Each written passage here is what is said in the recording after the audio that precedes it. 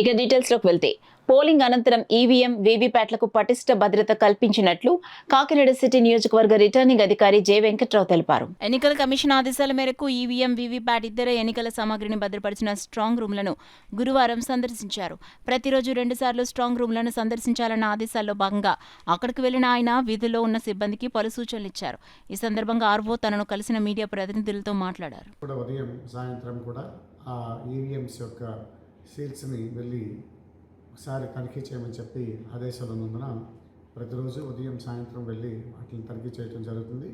అదేవిధంగా వాటి భద్రతపై మరింత భరోసాను ఇచ్చేందుకు గాను 2 అసెంబ్లీ అదేవిధంగా పార్లమెంట్కి సంబంధించినటువంటి స్ట్రాంగ్ రూమ్ల వద్ద 2 గెస్టెడ్ ఆఫీసర్లు కూడా 24 గంటలు కూడా అక్కడ అవైలబుల్గా ఉండేటట్టు షిఫ్టుల వారీగా పోస్ట్ చేయడం జరిగింది. అదేవిధంగా క్యాండిడేట్స్ కూడా చెప్పడం జరిగింది, వాళ్ళ యొక్క ప్రతినిధులను కూడా అక్కడ పెట్టుకోవడానికి ఎటువంటి అభ్యంతరం లేదని.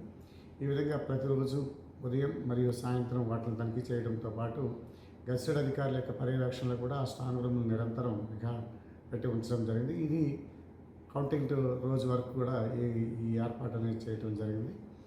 కాబట్టి ఎవరు కూడా ఈ ఈవీఎంల భద్రతపై ఎటువంటి అనుమానాలు కూడా ఎటువంటి భయాలు కూడా ఉండాల్సిన అవసరం లేదని చెప్పి ఈ సందర్భంగా అందరికీ తెలియజేస్తున్నాం.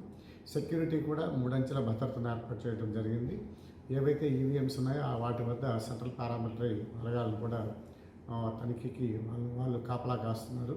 అదేవిధంగా మిగిలిన 2 సర్కిల్స్లో కూడా పోలీసు అదే స్టేట్ పోలీస్ వాళ్ళందరూ కూడా అక్కడ కూడా తనిఖీ ఉన్నారు. కాబట్టి అత్యంత పటిష్టమైనటువంటి భద్రతని జేఎన్టీయూలో ఈ పోలైనటువంటి ఈవీఎంస్ వీవీప్యాట్స్ మీద ఏర్పాటు చేయడం జరిగిందని ఇంత విధంగా తెలియజేయడం జరిగింది.